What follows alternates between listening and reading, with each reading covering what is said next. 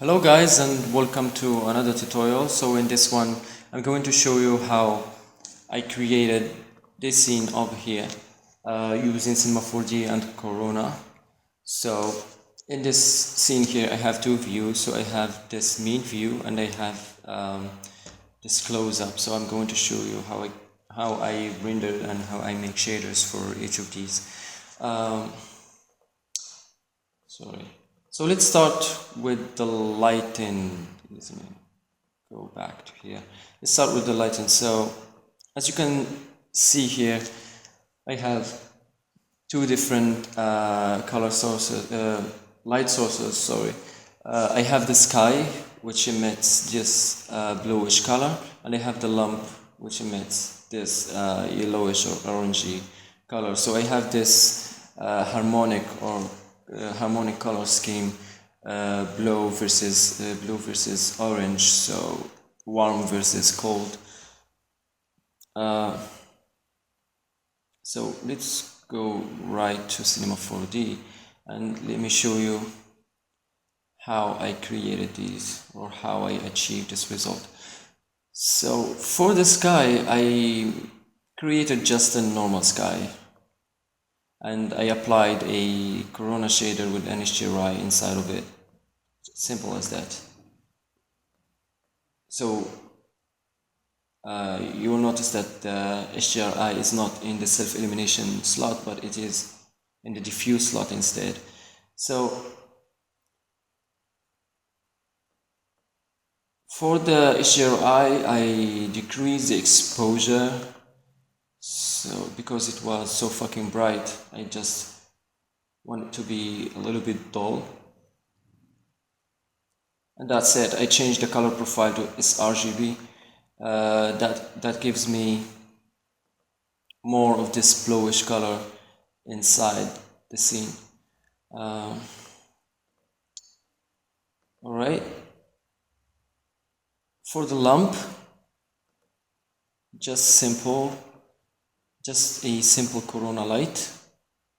I changed the light type to object, the light shape to sphere, and the radius here I decrease it. I just give it a small radius. You should pay attention to the radius because the smaller the radius of the light, the harsher the shadows, and the bigger the radius of the light, the softer the shadows.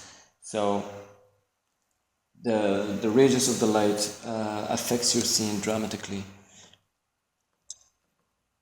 For the color of the light, I didn't use color, I used temperature instead. Temperature is a unit of measure for temperature, for actual temperature. So let me show you something. Here, I have here a Kelvin color temperature scale chart. As you can see here, this is just a household lamp, a normal household lamp.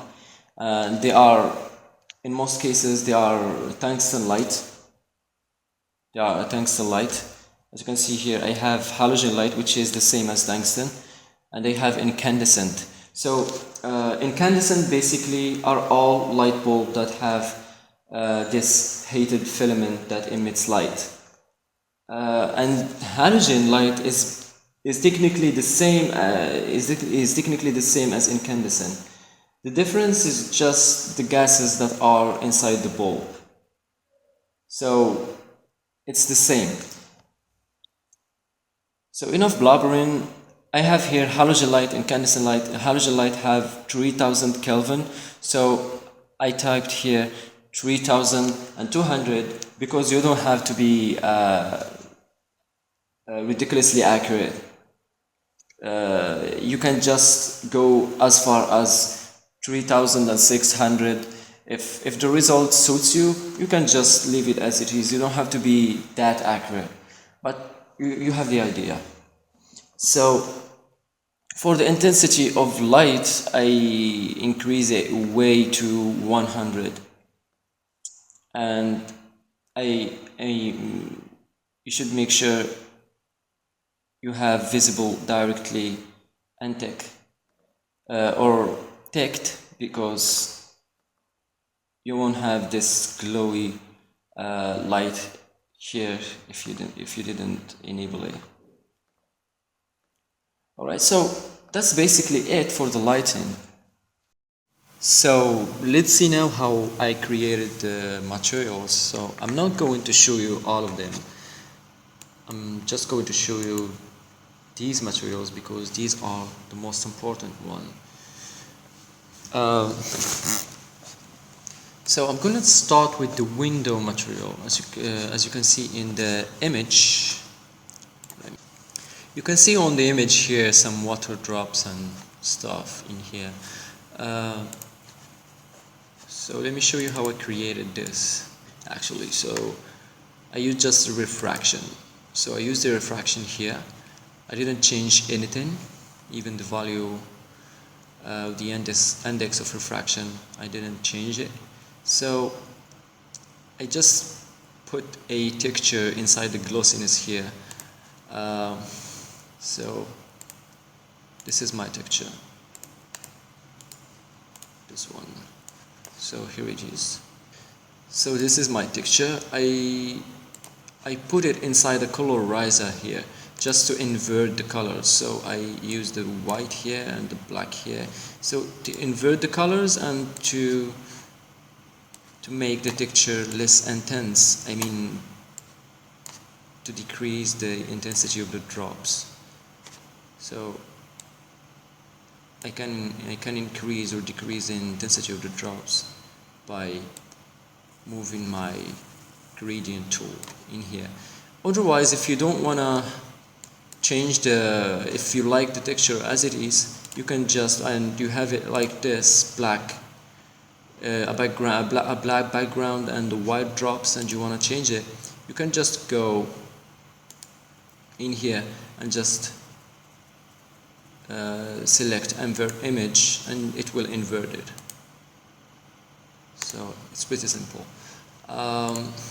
So that's actually what I used in the refraction. For the reflection, I decreased the glossiness just a bit, 0.98, and I increased the Fresnel IOR up to 3.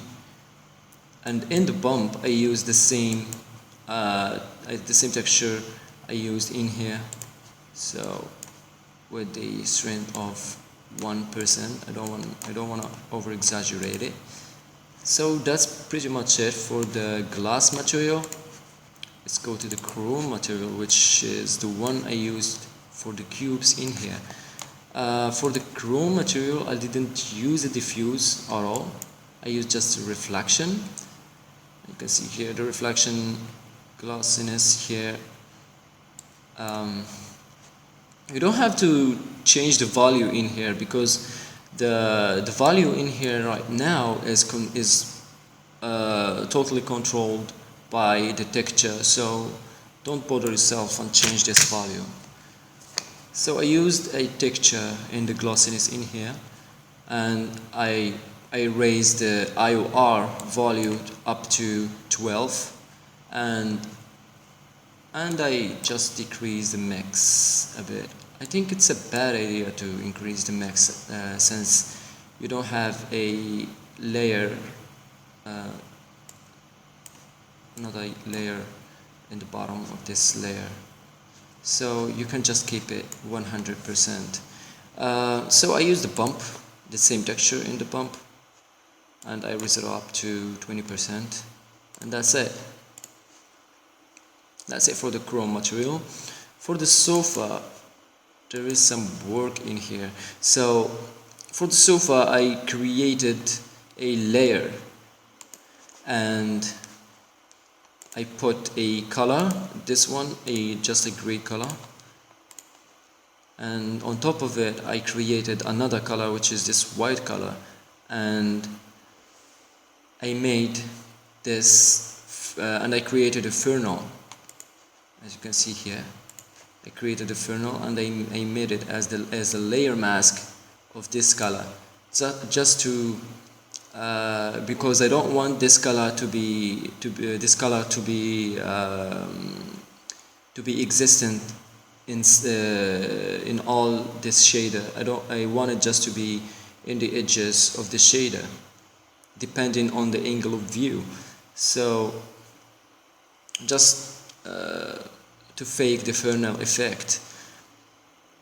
So that's it. I created these, and I made a Fresnel as a layer mask of this white color, and I created a noise just to give it this effect here.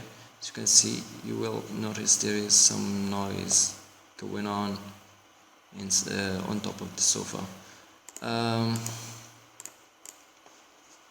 So the noise, I used a wavy turbulence as a type of the noise, and I played around with the global scale and the low clip, high clip, brightness, just till I get a result like this. You can just go for any result you want. It's not necessarily to do the same as I did. And I changed the mode to multiply, and I decreased the opacity a little bit. So that's for the reflection. You can see here I decreased the glossiness down to 0.5. So because I want reflection on the sofa, but I don't want it to be mirror reflection. I want it to be so much glossy and so much diffused. And the Fresnel IOR, I use just the default setting. So the bump is actually just a this one in this texture, so nothing fancy at all. I increased the strength a little bit. It's actually much, not a little bit. It's a lot. Okay, so I increased it a lot. For the pillows, pretty much the same thing. Diffuse color with the layer color 1, color 2, Fresnel as a layer mask, and noise. If you are wondering from which you can grab this color and noise, you can just grab them from shader. Here is color, and here is noise, and here is corona effect. What is it? Where is the Fresnel? I think it's somewhere in here. Should be here. Or maybe surfaces. Nope. Oh, it's actually here. Yeah, and here is the Fresnel. So it's not the same texture, it's not the same noise. So as I said, you can use your own noise. You can use anything from this library here and tweak it, and yeah, do your own thing. For the reflection, 0.5, and the Fresnel IOR is a little bit higher than there is in the sofa. The pump, I use the same texture, but not with the same strength. Alright, so now let's go to the ground or the floor material. So the floor material is a layered material. So I have the first layer, which is this one, which is the floor, and I have the second layer, which has some scratches, and a layered corona material where I layered my both materials here. So let's go first to the floor, which is the base material. For the floor, I use this marble texture.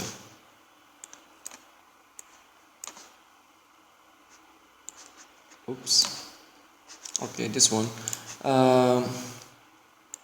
In the reflection here, I used another texture. So I used this one, so nothing fancy at all, just textures to add some variation in the glossiness and stuff.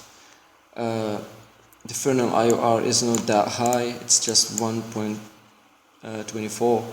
So if you want to change the reflectivity or the glossiness of this material, you can tweak your texture. You can tweak your texture. You can use a filter and not here, here, filter, and you can tweak the lightness of it. So you will notice it changes here. So the more it is near to black, you will have a lot of glossiness. The more it is near to white, you will have a mirror reflection, a clear reflection, as you can see. So you can tweak it just like this till you get your desired result. I played around with the brightness here, so nothing fancy. I used some translucency here, just a 2% of fraction, so it's not really that high. I just wanted to give me that subsurface scattering feel to it. I just want to give it that feel of subsurface scattering. So the color, just gray color, light gray. Displacement map, just a texture. I think it will not be visible here because it doesn't have that much of displacement. It's just marble, right? For the scratches here, just a reflection. And as you can see here, I use these. Let me show you these scratches in the actual photo. As you can see here, you can see some scratches here, but you can notice that they are a little bit big. They are pretty big, actually. You can just play with the UV mapping of this. You can go. You can add this texture to a filter. Oh, sorry, not a filter, but actually a, well, sorry, but actually a layer. Yeah, and you can go to shade, you can go to effect, transform, and scale it like this, 0.5, 0.5, and you will have the texture tiling like this. As you can see here, we have now 4 textures in one single texture. So and you can notice here that the scratches became much smaller. So the final IOR 1.4, and that's it. And then I created a layered material from here, layered material, and I went to layers, and I assigned the floor material, which is as a base material. Just grab it to here, and the scratches material as layer 1, and the amount I just use 0.5. So that's it for the floor. Now let's see the plate material. So it's really simple. Everything is simple, so it's not really that difficult to achieve such result in Corona. So this is the texture I used in the reflection. I used the same texture. I added just a filter to it. Actually, it's not the same texture, I think. Yeah, it's not the same texture, but it's close enough. So just texture in the color and texture in the glossiness. The IOR, I bring it up to 2, and bump, I used another texture. So it's pretty simple. Now let's go to our camera. So for our camera, I didn't even bother to change anything in the camera, in my main camera actually. I didn't even bother to change anything. Yeah, I didn't change anything here. And for my close-up camera, which is this one, I just changed the f-stop, because let me show you the close-up. I changed the f-stop because the f-stop, if you have a high amount of f-stop or high value of f-stop, you will not get the depth of field. You will not get a good depth of field. And the smaller the value of the f-stop, you will get an intense depth of field. So I enable depth of field here, override DOF and enable DOF. I changed the aperture shape to bladed. It doesn't matter in my design over here because I don't have, I didn't get any bokehs in the final render, so it didn't matter in my case, but maybe it will in your case.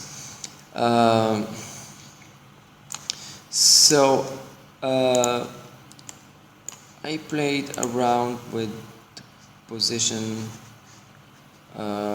with the focus distance. So I changed my focus distance to here. As you can see here, you can see that this area is in focus and what is outside of this area is out of focus. As for the render settings, let's go to the render settings here. Corona, I didn't change nothing at all, just default settings. I didn't even bother to change anything in the inside Corona render settings. So that's it. It's pretty simple. It's not really that difficult to achieve a realistic result inside of Corona window. So the resume of this tutorial: first, you should spend some time thinking about your lighting. So use a good HDRI with a high dynamic range. Think about your lighting scenario. Use colors that go along each other's and stuff like that. And one thing you should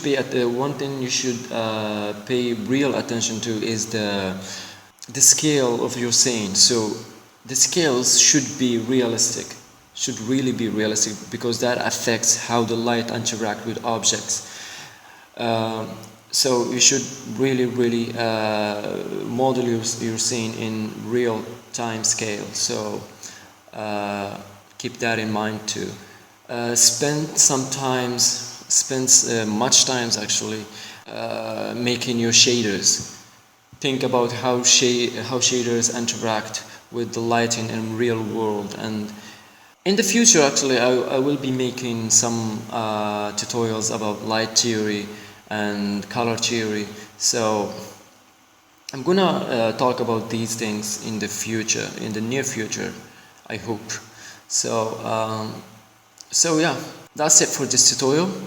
Thank you for watching.